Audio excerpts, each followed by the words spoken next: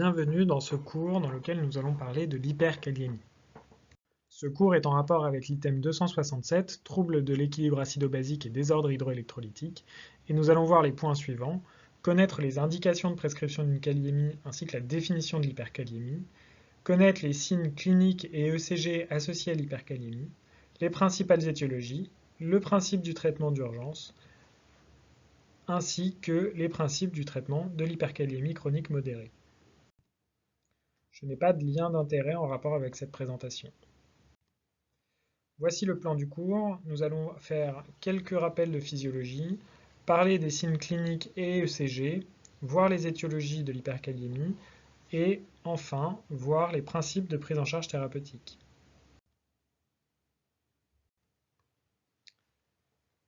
L'hyperkaliémie est définie par une concentration sanguine de potassium supérieure à 5 mmol par litre.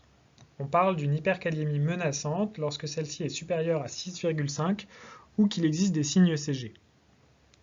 L'hyperkaliémie va être responsable d'une élévation du potentiel de repos membranaire. Il va donc y avoir une diminution du gradient électrochimique, ce qui va être responsable d'un ralentissement de la vitesse de dépolarisation et une augmentation de la vitesse de repolarisation. Cela se traduit au niveau électrocardiographique par une diminution de l'excitabilité membranaire, une stabilisation membranaire. On peut voir sur ce graphique la présence d'un potentiel d'action. À l'état physiologique, lorsque la kaliémie est normale, le potentiel de repos est aux alentours de moins 90 mV. Il y a la dépolarisation rapide, la phase de plateau, puis la repolarisation. En cas d'hyperkaliémie, le potentiel de repos est moins négatif. Le gradient électrochimique est donc moins important, il y a donc un ralentissement de la vitesse de dépolarisation. A l'inverse, la repolarisation est plus rapide puisque le retour au potentiel de repos se fait de manière plus rapide étant donné qu'il est moins négatif. Dans le stade les plus extrêmes, la dépolarisation n'est plus suffisante pour déclencher un potentiel d'action. Voyons maintenant les éléments du diagnostic clinique. Comme dans l'hypokaliémie, l'hyperkaliémie va être responsable d'une atteinte au niveau musculaire. Ce sont principalement les muscles striés qui vont être atteints avec une faiblesse musculaire, des crampes, des myalgies, une aréflexie et une paralysie ascendante pouvant toucher le diaphragme dans les cas extrêmes. Il peut y avoir également des troubles de la sensibilité se manifestant par des paresthésies péribuccales et des extrémités. Les effets de l'hyperkaliémie sur le potentiel d'action membranaire vont se manifester par des anomalies sur l'électrocardiogramme.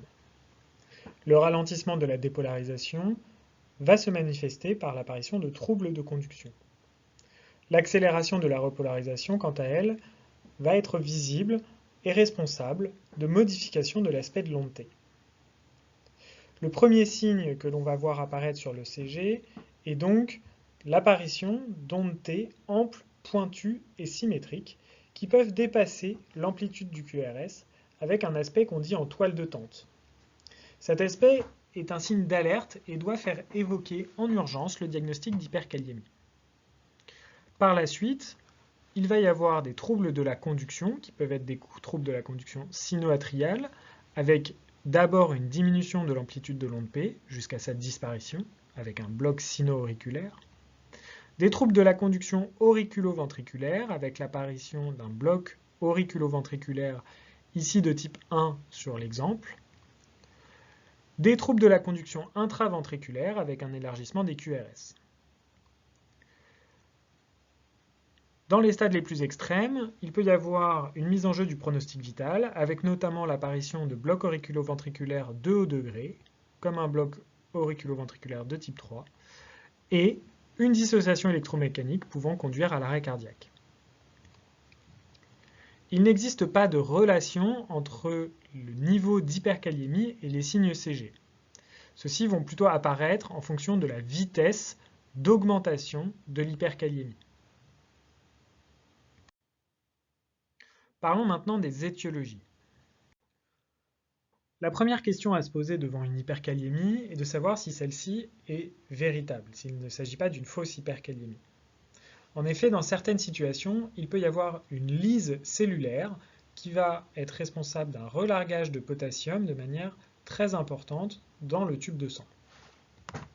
Cela peut se voir notamment lorsque l'on laisse trop longtemps un garrot au moment du prélèvement ou en cas d'hypercellularité majeure, comme dans certaines leucémies. La lyse va avoir lieu dans le tube prélevé et va se traduire par une augmentation de la kaliémie visible sur le ionogramme. La plupart du temps, les laboratoires sont capables de déterminer si le prélèvement est hémolysé, et dans ce cas, il s'agit de recontrôler rapidement la kaliémie pour savoir si celle-ci est véritablement élevée ou non. Lorsqu'il n'y a pas d'hémolyse au niveau du tube prélevé, l'hyperkaliémie résulte forcément d'un déséquilibre entre les trois mécanismes de régulation du potassium. D'une part, il peut y avoir un excès d'apport. Cette étiologie est rare car, comme dans l'hypokaliémie, les mécanismes d'homéostasie interne et externe vont se modifier en cas d'excès d'apport de potassium afin d'augmenter l'élimination de l'organisme du potassium en excès. Il peut y avoir une hyperkaliémie par un trouble de l'homéostasie interne, c'est-à-dire qu'il va y avoir une augmentation du transfert intracellulaire de potassium vers le secteur extracellulaire. Cela peut se voir lors d'une diminution de l'activité de la pompe NAK-ATPase, qui va alors empêcher l'entrée de potassium dans les cellules. On observe cela en cas de carence insulinique, en cas de prise de bêta-bloquants qui vont réguler l'activation bêta-adrénergique, en cas de prise de digitalique qui inhibe complètement l'activité de la NAK-ATPase, ou en cas d'hypothermie. L'acidose, quant à elle, est également responsable d'une augmentation du transfert de potassium du secteur intra vers le secteur extracellulaire. En effet, en cas d'acidose, il va y avoir un transfert de protons, donc de cations H+, du milieu extra vers le milieu intracellulaire.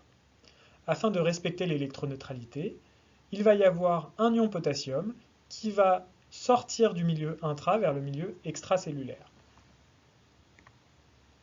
Enfin, lorsqu'il y a une lyse cellulaire importante dans l'organisme, cela peut être responsable d'un relargage de potassium dans le milieu extracellulaire. Dans ces trois situations, il s'agit d'une hyperkaliémie de transfert, c'est-à-dire que la quantité totale de potassium dans l'organisme n'est pas modifiée, il y a juste un transfert vers le milieu extracellulaire qui est augmenté. Enfin, il peut y avoir un trouble de l'homéostasie externe, c'est-à-dire qu'il va y avoir un défaut d'excrétion du potassium responsable d'une accumulation dans l'organisme. Le mécanisme principal est un défaut d'excrétion rénale, que l'on peut voir lors d'une insuffisance rénale aiguë ou chronique, un déficit de l'axe minéralocorticotrope, par exemple dans le cadre d'une insuffisance surrénalienne, ou de la prise de traitements notamment antihypertenseurs comme des inhibiteurs de l'enzyme de conversion ou des traitements anti-aldostérone. Et enfin, il peut y avoir un défaut de la sécrétion tubulaire rénale de potassium, notamment sous l'influence de certains médicaments, comme le triméthoprim sulfaméthoxazole ou les anti-inflammatoires non stéroïdiens. Pour s'orienter sur l'étiologie de l'hyperkaliémie, on peut utiliser le ionogramme urinaire. En effet, une fois que le ionogramme sanguin nous a montré une kaliémie supérieure à 5,5 mmol par litre, on utilise le ionogramme urinaire pour évaluer la kaliurèse, c'est-à-dire la quantité de potassium dans les urines. Si celle-ci est élevée, supérieure à 30 mmol par litre, il s'agit d'une réponse rénale adaptée. Il y a une quantité de potassium trop importante qui circule dans l'organisme, les reins vont donc augmenter leur excrétion rénale de potassium afin de réguler cette hyperkaliémie. Dans cette situation, les étiologies sont donc un excès d'apport ou une cause responsable d'un déséquilibre de l'homéostasie interne du potassium. A l'inverse, si l'excrétion urinaire de potassium est inadaptée, avec une kaliurèse inférieure à 30 mmol par litre, il s'agit le plus probablement d'un défaut d'excrétion rénale de potassium. Une fois la cause identifiée, nous pouvons passer au traitement. La première étape est donc un traitement étiologique. On va donc arrêter les apports potassiques, arrêter les traitements potentiellement hyperkaliémiants, les anti-inflammatoires non stéroïdiens, les IEC, les diurétiques épargneurs du potassium, et on va prendre en charge éventuellement une insuffisance rénale aiguë. Une surveillance scopée et un appel au réanimateur sont indispensables en cas de kaliémie supérieure à 6,5 mmol par litre et ou de l'apparition de signes ECG, qui peuvent être présents même avec une kaliémie peu élevée comme nous l'avons vu précédemment. Concernant le traitement symptomatique, il va y avoir deux objectifs. Le premier va être de diminuer les signes ECG. Il s'agit d'une urgence vitale. On va donc faire en sorte de restaurer un potentiel membranaire normal. Bien sûr, le deuxième objectif est de diminuer la kaliémie, soit en augmentant le transfert intracellulaire de potassium, soit en augmentant l'élimination du potassium au niveau rénal ou au niveau digestif. En cas de signes ECG en rapport avec l'hyperkaliémie, le premier objectif est de les faire disparaître. Pour cela, il faut restaurer un potentiel d'action normal. On va utiliser à ce moment des sels de calcium, du gluconate de calcium si on ne dispose que d'une voie veineuse périphérique, ou du chlorure de calcium si on dispose d'une voie veineuse centrale. Les sels de calcium sont à administrer devant toute anomalie ECG en lien avec une hyperkaliémie et vont permettre, grâce à l'apport de cations de type calcium, de restaurer un potentiel d'action normal. On peut également utiliser du bicarbonate de sodium molaire à 8,4% qui, par l'apport massif de cations sodium, va permettre également de restaurer un potentiel d'action normal. Attention toutefois, le bicarbonate de sodium doit être utilisé avec prudence en cas de signe de surcharge, notamment d'œdème aigu pulmonaire. De manière concomitante à ce traitement à visée symptomatique pour les signes ECG, on va tenter de faire diminuer la kaliémie. La façon la plus rapide de faire diminuer la kaliémie est d'induire un transfert intracellulaire de potassium.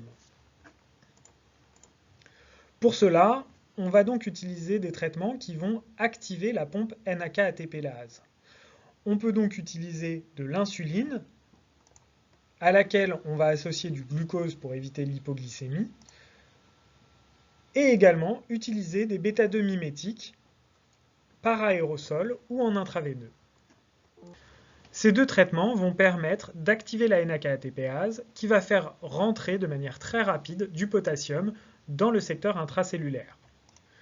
Toutefois, ces traitements ne permettent pas de faire diminuer la quantité totale de potassium de l'organisme. Pour cela, il faut augmenter l'élimination rénale de potassium. On peut utiliser des diurétiques, qui sont toutefois contre-indiqués en cas d'hypovolémie, et en cas d'échec de l'ensemble de ces traitements, on peut discuter de la mise en place d'une dialyse, d'une épuration extra-rénale, pour épurer le potassium. En l'absence de signes ECG, c'est le niveau de l'hyperkaliémie qui va conditionner nos traitements. Si la kaliémie est supérieure à 6,5 mmol par litre, nous allons utiliser les mêmes traitements qu'en cas de signe ECG. Il s'agit d'une urgence vitale. Si la kaliémie est inférieure à 6,5 mmol par litre, on peut se permettre d'utiliser des traitements qui vont mettre un petit peu plus de temps à faire diminuer la kaliémie. On va à ce moment-là utiliser l'élimination digestive de potassium, notamment en utilisant des résines échangeuses d'ions qui vont permettre d'augmenter l'excrétion digestive de potassium. J'attire votre attention sur l'intoxication digitalique dans laquelle il est contre-indiqué d'utiliser des sels de calcium pour diminuer les signes ECG. En effet, l'utilisation de sels de calcium dans cette situation risque d'aggraver les signes électrocardiographiques et on utilisera préférentiellement des sels de magnésium, gluconate ou chlorure de magnésium. Pour finir, voici les messages à retenir de ce cours. L'hyperkaliémie est définie par une concentration de potassium supérieure à 5 mmol par litre. On dit qu'elle est menaçante si le potassium est supérieur à 6,5 ou qu'il existe des signes ECG. L'hyperkaliémie est responsable d'une diminution de l'excitabilité et d'un raccourcissement de la repolarisation au niveau des cardiomyocytes, se manifestant sur l'ECG par des modifications de l'onde T, un élargissement des QRS et des troubles de la conduction. Les étiologies sont en lien avec une diminution du transfert de potassium du secteur extra vers le secteur intracellulaire, se voyant en cas de carence d'insuline, d'acidose ou de prise de bêta-bloquants. Une augmentation du relargage cellulaire, notamment en cas de syndrome de Lise ou de rhabdomyolyse.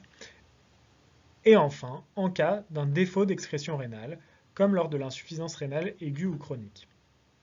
L'hyperkaliémie est une urgence vitale s'il existe des signes ECG quel que soit le niveau de kaliémie, ou que celle-ci est supérieure à 6,5 mmol par litre. Elle nécessite donc une surveillance scopée, un traitement des signes ECG notamment par des sels de calcium, et une diminution rapide de la kaliémie par l'augmentation du transfert intracellulaire ou une épuration extra-rénale.